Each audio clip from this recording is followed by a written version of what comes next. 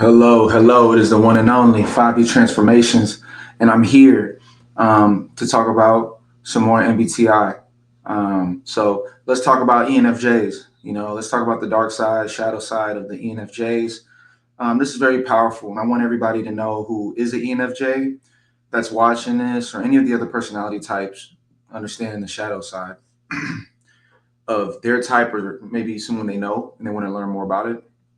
When it comes to our shadow side, this is an opportunity for growth. So this isn't trying to call out the negative aspects of ENFJs and try to make, invalidate different types. It's not about that. It's just understanding the things that you can, miss as a ENFJ or whatever type you are, and the things that you need to be more aware of so that you can actually have that awareness of it. And now you can be more dynamic, more multidimensional with your personality type. So this is what it's all about. So I just want to make that as a disclaimer because every type is brilliant in their own way, but it's all about growth. It's all about figuring out the things that you can do to get to the next level. And that's why we call it 5E Transformations. That's why this is a life coaching channel, because it's about taking your life and doing the things so that you can live a more powerful life, a more happy, joyous, harmonic life within and with the people around you. So, with that being said, uh, we are going to talk about the ENFJs. And when we talk about the ENFJs, one thing that we know with ENFJs, this is probably the most influential type in terms of being able to get people's attention, and get them to follow a path, follow a vision. All right, these are the visionaries. They have introverted intuition as their second function, so they have a vision of where they want to go. They have an idea of how things should be, of where things should go. And when we talk about ENFJs, we also got to factor in that their first function is extroverted feeling, which is all about you know understanding the feelings of the people that you're dealing with. Doing things to get people to move in a certain direction, influencing people, communicating with people, being willing to communicate. ENFJs are top tier when it comes to that. So when you combine the superpower of extroverted feeling, which is all about interacting with people, guiding people, moving the group in a certain direction, and you pair that with introverted intuition, which is about your vision, you can see where ENFJs can really inspire people to move in a certain direction. It's a natural gift that they have. Now, um, let's talk about that though. We talk about the dark side. What is the dark side of that? Well, that is their strength, but you also got to understand that one of their weaknesses, which is their lower functions, is going to be introverted thinking. What you got to understand is their fourth. All right, so for ENFJs, their lowest function is thinking in terms of introverted thinking is their fourth function, which is how they think about things. But their weakest function out of all the functions is extroverted thinking, which is taking into account or valuing what other people think. That is their lowest function. So you can automatically imagine the issues that can occur when you're dealing with the ENFJ, or if you're an ENFJ and you really believe people should go in a certain direction, but somebody else doesn't agree. That friction, I notice ENFJs can tend to run away from that, or to not want to deal with that. ENFJs don't want to get into a objective, logical conversation or debate about proving which position is correct, because that requires providing data, factoring in what I'm thinking versus what you're thinking, and all of that is very draining for them. It's their lowest function. They kind of just want to go with how they feel, and they have their own thinking about why this is important, and they just want to inspire people to follow that. But what if you're going in a direction that isn't necessarily perfect? And the thing is, it's hard because ENFJs are so brilliant, naturally brilliant, that a lot of the things that they naturally are moving toward are positive things, are things that are hard to really go against. But what happens when the ENFJ gets misguided, or they're missing a crucial point? That's where they can be in a scenario where it's their way or the highway, and that makes them hard to deal with at times. It can be overbearing. Also, when they're constantly trying to use extroverted feeling and lean on that to convince people, versus providing data and logic, right? They just want to inspire you to move in a direction. But when it comes down to the nuts and bolts and the extroverted thinking objective, like, why are we doing this? How do we know this is going to work? What's the plan? What are the steps? It's like, just trust me. This is where we're going. I know it's going to work. And somebody says, well, what do you mean just trust you? Like, do you have a plan? You know what I mean? Like, what's the plan? We're just going to, you know what I mean? And that's where it's like, they get annoyed by that. Like, why are you asking all these questions? But what you got to realize is that there are personality types that's all they do. They don't use the feeling stuff. They don't try to inspire anybody. They just provide data and logic, and they have plans. So that's the number one issue with ENFJs is, when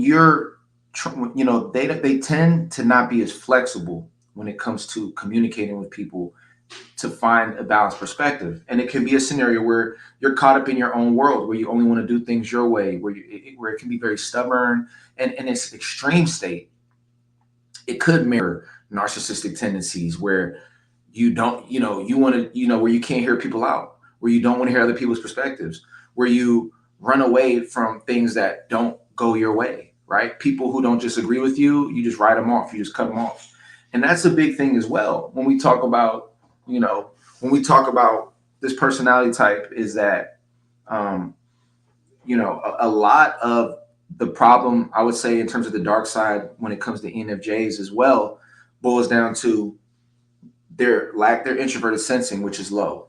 So just to explain it, ENFJs have extroverted sensing as a third function, which means they're very much present in their world. Like, they're kind of focused on what's in their environment. They're not projecting too far outside of where they are. They are where they are, right? And so a lot of the time they could think they have everything figured out. But they can be missing details because, number one, they're introverted sensing, which is about going back, looking at the past, observing what you did. They tend to not want to go backwards. They always want to move forward. And that can be a problem because you have to go backwards to learn the lessons, to see how things work, to dissect things. And when you don't want to go back and you just always want to move forward, that could also develop signs of you not wanting to go back and see the things you did wrong. Of you wanting to, whenever there's a problem, you just want to move forward and avoid, and just forget about it. It happened, it's over. And a lot of the time that can feel like neglect. It can feel like you're just neglecting other people's feelings because you're just running over people in certain situations and you just keep going forward. And it's like, well, screw them. They're not with me now, screw them. I'm where I'm at now. And that can be a big problem.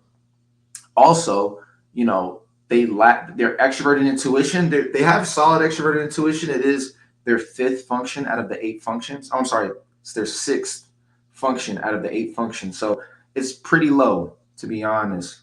But they are good with ideas because they are intuitive. But a lot of the time, they can get drained by too many ideas. Okay.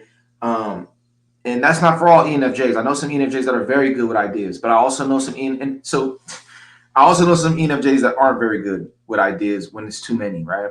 And the big difference between these two ENFJs is the ENFJs that lean more into their extroverted sensing, which is that more primal, where they are is where they are. They tend to just want to go with their intuitions or intuitions that they're having fun with. But when they get any ideas that are outside of their scope, right, that are outside of what they think, they veer off. They don't want to deal with it. And then I know other ENFJs, what kind of drives them to go beyond and keep pushing their intuition is because they're passionate about something, that extroverted feeling, or if they're learning something with someone that they value, that it really helps to allow them to be able to get more ideas and build on them. So ENFJs are very good naturally at building on ideas. The main thing, though, is when they get ideas that are contrary to what they are already learning, it's hard for them to be like, oh, well, let me hear this person's idea. Sometimes it can feel like, I don't want to deal with it. I just want to move forward and keep building up what I'm building. And that's also what makes them very powerful because they have that willpower, they have that focus, but at the same time, it goes bad when they're missing a crucial detail and they're just running and running, especially when you deal with certain ENFJs that are leading groups of people. Like I said, ENFJs are very influential. So when they're leading people, a lot of the time people can follow ENFJs hook, line, and sink. You know what I mean? Like some of your greatest leaders and even people that have formed cults and stuff like that. A lot of them have been ENFJs. That's not to say ENFJs are cult leaders. What it's saying is they have an amazing ability to get people to get behind an idea because they're passionate about it and they really believe in it. But with great power comes great responsibility. You can't um, be leading people and you're missing crucial points and are unwilling to learn these different perspectives because you're so stuck on where you're going. Sometimes you not only lead yourself on a crash course, you lead other people with you to a crash course when you don't develop those shadow functions, when you don't develop that dark side. So be aware of that. And then the last thing I'll say, just to keep it short, as short as I can, because I could talk about each type for hours. I mean, every type is so interesting. But another big thing for ENFJs to look out for is going to be uh, that they have a introverted feeling as a lower function. So as a result, they can get into a situation where they're constantly trying to influence in order to feel whole. And they don't want to be, you don't want to be in a scenario as an ENFJ, as a person who's, happiness or uh, purpose is based on getting people to follow what you're doing or based on things outside of you. And that's really hard because ENFJs, they do have a natural connection to, they want to be liked. At the end of the day, ENFJs can act like, I'm a bad boy, screw the world, like Tupac was an ENFJ, so that's a great example. He's, oh, F the world, blah, blah, blah. But at the same time, you could tell he really wanted to be embraced. And his biggest beefs that he had with people and his biggest fights and stuff or arguments and battles were because he felt like people or a group of people disrespected him. And you could tell that bothered him because, if he really didn't care, then he would never even address them, right? He would have just made music and didn't even talk about them. He took it so personal and went directly at those people because you could tell he was deeply hurt by people not giving him that reciprocation. So as an ENFJ, you have extroverted feeling as your first function. And I know, trust me, like, from what I've studied and learned, and extroverted feeling is not a necessarily easy function to manage. And all the functions have their difficulties and their strengths. But with extroverted feeling, it's hard to really understand how do I feel, and it's hard to disconnect yourself from the group at times and separate your feelings from their feelings. So a lot of the time, ENFJs can be a little bit too much if left unchecked, or they can be relying too much on reactions from the group. And in the worst form of it, it can be control and wanting to control and make people follow them and make people reciprocate and give them what they want to see. You know, where it no longer feels like a friendship, it feels like almost like a dictatorship, right? Or they're constantly trying to make people their minions, like mini versions of them, in order to keep their feelings as though, yes, I'm valuable. Yes, I'm a leader. Yes, you know, and the most powerful ENFJs are the ones who have a sense of peace, not having to, you know, influence people. And so what you'll find is a lot of your growth is going to come uh, when you begin to tap in your introverted feeling, which is the ability to see how do I feel, which is not always having to lead and say things first, but sit back and hear what other people have to say. You know, those moments you want to come and run with the conversation, can you stop for a second and let other people run the conversation and just bask in it? For some ENFJs, that sounds simple to other types, but for ENFJs, that can be the hardest thing in the world. Like, tell an ENFJ, go. This is what the homework I'll give to an ENFJ. Go to a conversation and sit for 10 minutes. 10 minutes, time yourself and let the other person talk primarily throughout the convo. Don't take it over and run somewhere with it. Don't try to be like lead them in any direction. Just sit back and let them talk for 10 minutes. And I'm sure that ENFJ will be by the 5 minute mark, they're gonna be like I gotta say something. And of course, like I said, this isn't for all ENFJs. Every type. For those of you who don't know, Enneagram, I'll incorporate that in the future. I don't want to delve too much into Enneagram because it's kind of like a separate aspect, but there's different flavors. Enneagram, there's 9 of them, and they help people understand the different characters of each personality type. So there's different um, expressions of ENFJs, right? So all of them aren't necessarily the boisterous leadership types out front, but at the end of the day, ENFJ still has those functions and has that potential. So it's important to practice letting other people have a space in the environment, because it makes your influence that much more effective when you could take the time to fall back and then come in. And then it's all about balance. Whereas if you're always leading, always leading, always leading, you're going to push away a lot of people and come off very controlling or very like egocentric. You don't want to come off egotistic or egotistical. So that's something to keep in mind. So that's my message. That's the dark side of the ENFJ. Aside from that, ENFJs are amazing, amazing types. I mean, the greatest mentors I've learned from have, some of the greatest mentors I've learned from have been ENFJs. And just keep going out there, spreading your power, doing what you do. But watch this video to help be the even better version of yourself. And if you know any ENFJs out there, hey, help them out. Tell them check out the video.